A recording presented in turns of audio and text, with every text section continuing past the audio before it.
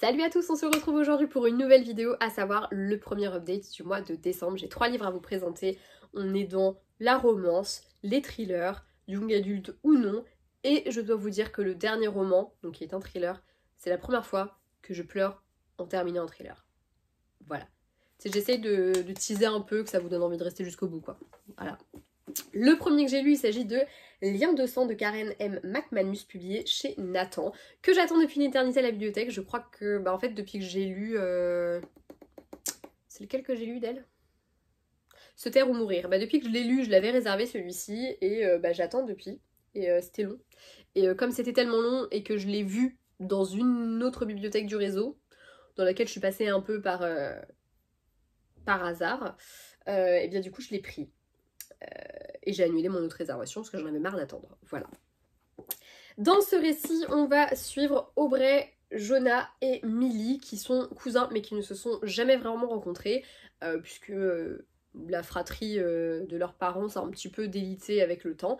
Et tout a commencé d'ailleurs à partir du moment où la mère de donc leur grand-mère à eux, la mère de leurs parents, les a déshérités et n'a plus jamais voulu les voir. Seulement, fait très étonnant, cet été, elle a l'air de vouloir renouer avec ses petits-enfants. Elle leur a envoyé un courrier et leur a demandé de venir sur l'île où elle réside pour pouvoir enfin les rencontrer. Seulement voilà, arrivés sur l'île, ils vont se rendre compte de plein de petites choses un peu cheloues. Et puis là, on va mettre directement le pied dans les secrets de famille, quitte à nous mettre en danger, quoi. Hein.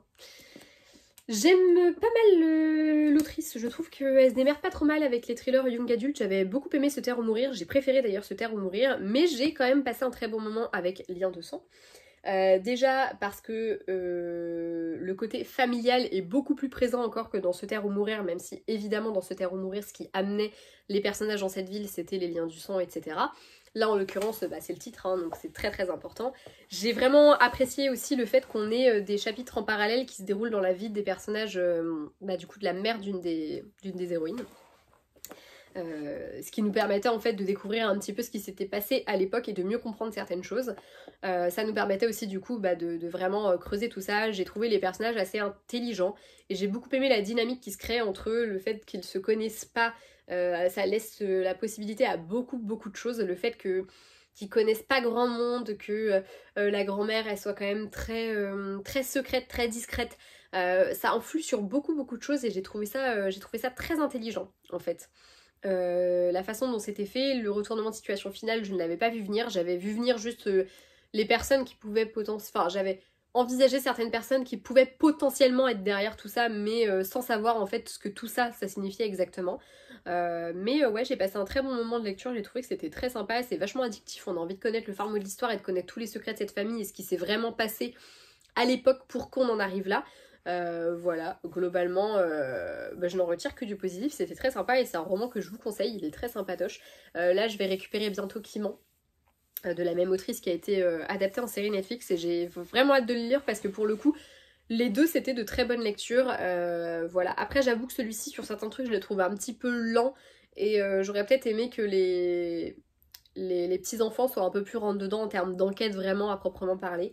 Mais j'ai quand même beaucoup aimé le côté on va enquêter sur le passé de notre famille pour découvrir ce qui s'est vraiment passé et pourquoi est-ce qu'aujourd'hui on en est là. Je trouvais ça plutôt cool et pareil, la dynamique entre les personnages était très sympa et c'est ce qui en fait à mes yeux une plutôt bonne lecture. Accessoirement c'était quand même vachement bien mené et la fin je l'avais pas du tout vu venir, donc ça en fait un thriller qui ma foi marche plutôt bien.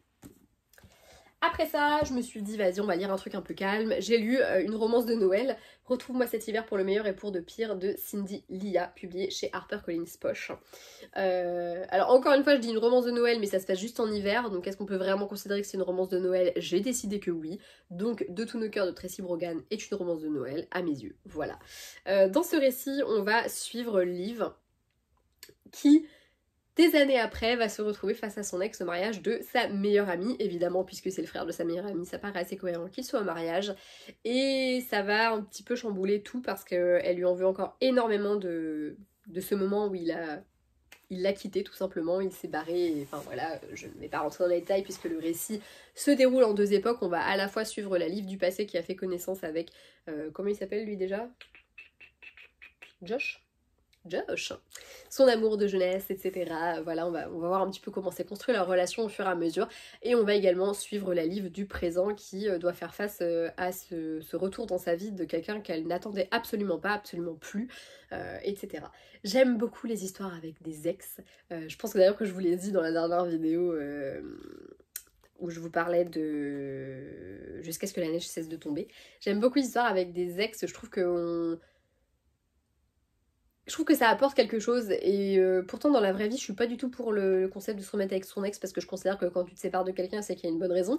Mais le côté seconde chance c'est quelque chose que j'aime beaucoup, d'ailleurs moi-même j'ai plusieurs histoires dans la tête que je compte écrire où c'est des histoires de seconde chance, donc je pense que c'est pas anodin non plus.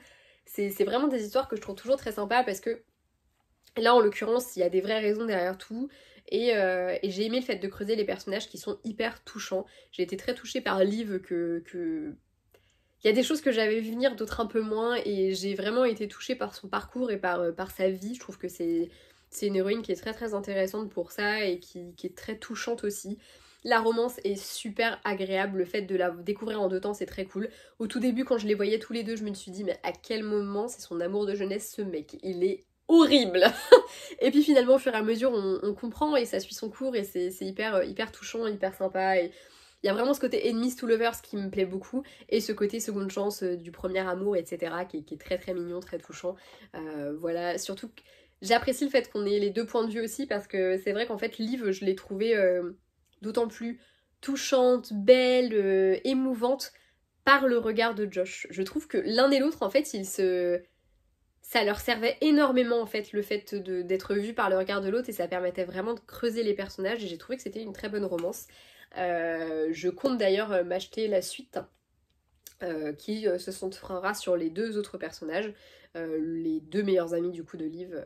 Enfin ils sont un petit groupe de 4 du coup avec la sœur de Josh et le meilleur ami de Liv et ils sont un petit groupe de 4 et du coup le tome 2 se centrera sur les 2 autres personnages et j'avoue que j'ai très hâte de le lire aussi parce que c'est un groupe en fait dans lequel j'ai trouvé hyper plaisant de se mêler.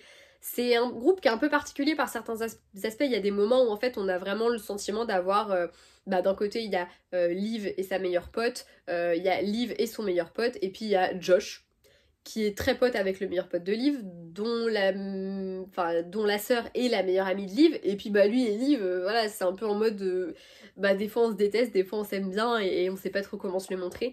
Donc c'était un groupe qui était vachement sympa, à la fois hyper soudé et en même temps il y a ces années de distance qui font que c'est très compliqué, mais c'était vachement intéressant et j'avoue j'aimerais bien découvrir un peu plus du coup la meilleure amie de Liv parce qu'on sait pas énormément de choses à son sujet au final. Je trouve que c'est un personnage qui reste quand même assez peu abordé et du coup j'aimerais beaucoup voilà, en savoir plus tout simplement. Ensuite, la 3e lecture, et c'est celle du coup qui m'a fait pleurer. J'ai lu Comme toi de Lisa Jewell, publié chez Milady, dans leur collection Suspense. Dans ce récit, on va suivre Laurel, dont la fille a disparu à l'âge de 15 ans, Ellie. 10 ans plus tard, elle a toujours beaucoup de mal à avancer, sa vie s'est même littéralement arrêtée pendant un temps. Mais petit à petit, elle va se remettre un petit peu en route puisqu'elle va rencontrer un homme. Un homme dont la fille de 9 ans ressemble beaucoup à Ellie, ce qui va lui foutre un coup. Et en même temps, va peut-être un petit peu la pousser aussi à appartenir à la vie de cet homme, quitte à ce qu'elle fasse des découvertes un peu compliquées autour de cette disparition de manière un peu inopinée au même moment, quoi. C'est un roman, comment dire, que j'ai trouvé un peu glauque par certains aspects, mais que j'ai beaucoup aimé. En gros, pour moi, la thématique du roman, c'est quand même principalement la reconstruction. On a cette femme qui se reconstruit enfin après 10 ans passés sans savoir ce qui était arrivé à sa fille et sans parvenir à avancer, ce qui est très compréhensif. On a également des chapitres en parallèle où on va suivre ce qui est arrivé à sa fille. On va suivre la personne qui a fait que ce qui est arrivé à sa fille arrive à sa fille. Et ces passages-là étaient, n'ayons pas peur des mots, c'était assez affreux à lire. Il y a vraiment des moments où j'étais choquée, j'avais beau voir les choses venir parce que très rapidement je trouve qu'on nous met quand même sur la piste de ce qui s'est passé. Il y a plein de choses qu'on finit par découvrir et où on se dit mais non mais c'est pas possible quoi. Jusqu'au bout on est dégoûté par certaines choses, c'est aberrant et en même temps en fait ce qui est horrible c'est que j'ai aucun mal à imaginer qu'un truc comme ça arrive pour de vrai. et c'est ce qui fait que c'est affreux, je trouve vraiment, enfin, il y a des choses qui sont encore plus affreuses, hein.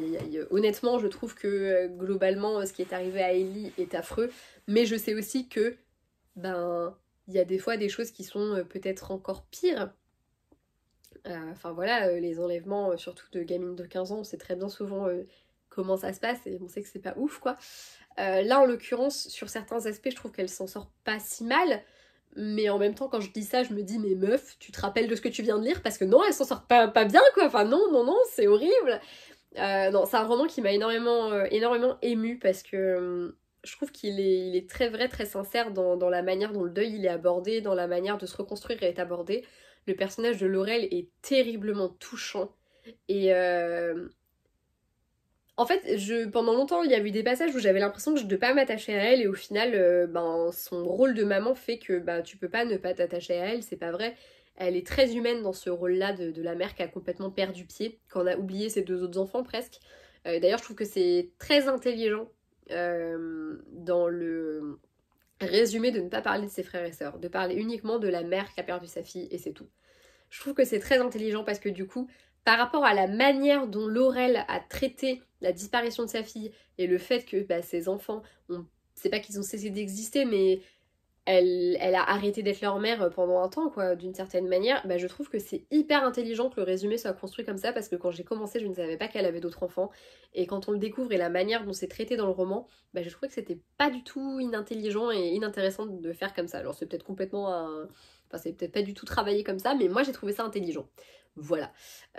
En tout cas, c'est un récit qui m'a beaucoup touchée, surtout sur la fin. Il y a une scène finale qui m'a brisé le cœur, mais vraiment, enfin voilà, ça m'a brisé le cœur. Et par bien des aspects, ça m'a brisé le cœur à plusieurs reprises. Il y a plein de choses, plein de petits détails qui font qu'en fait, t'es forcément touché par ces personnages. Il y a beaucoup de personnages hyper tourmentés, hyper malheureux, et tu te dis qu'en fait, c'est des gens, c'est que ça, c'est que des gens à qui on a pas, enfin beaucoup à qui on n'a pas tendu la main au bon moment, plein de sentiments en fait de pas avoir de pas avoir été là au bon moment, de pas avoir fait les bons choix, de pas avoir pris les bonnes décisions à l'instant T, de pas avoir vu les bonnes choses. Et du coup, c'est hyper frustrant, et en même temps, c'est très touchant, et c'est un très bon roman. J'ai passé un super bon moment. J'avais déjà beaucoup aimé du coup Tout est secret de la même autrice, mais là, on est encore sur un level au-dessus. En tout cas, ce que je retiens, c'est que globalement, à chaque fois, on a des personnages qui sont très touchants, et surtout des événements dramatiques qui arrivent parce que les personnes sont principalement parce qu'elles sont malheureuses, pas écoutées, pas entendues, parfois aussi un peu ravagées hein, dans le cerveau, faut le reconnaître, mais justement parce qu'elles sont pas écoutées, etc., bah on n'agit pas au bon moment et on laisse les choses se faire comme ça, et voilà, globalement un petit peu ce que j'ai pensé de ce roman que j'ai vraiment beaucoup aimé, c'était vraiment très sympa. Voilà, j'espère que cette vidéo vous aura plu. Je remercie, je sais plus qui c'était qui m'a conseillé comme toi, même si j'avoue j'avais déjà en tête ce titre-là, ça m'a un petit peu conforté dans l'idée que c'était une très bonne idée de le lire. Je pense que tu te reconnaîtras si tu regardes cette vidéo, donc merci de me l'avoir conseillé. Si tu as d'autres romans du genre à me conseiller, n'hésite pas. En tout cas, je pense que je retenterai l'expérience avec Lisa Jewell parce que j'ai vraiment aimé sa plume et la manière qu'elle avait de raconter les choses. Il y en a énormément à la bibliothèque en plus, donc je n'ai que l'embarras du choix et j'ai déjà très hâte d'en lire d'autres. Comme d'hab d'ailleurs, n'hésitez pas à me donner vos recommandations ou alors vos avis sur ces romans si vous les avez lus, et je vous retrouve bientôt dans une prochaine vidéo. Salut!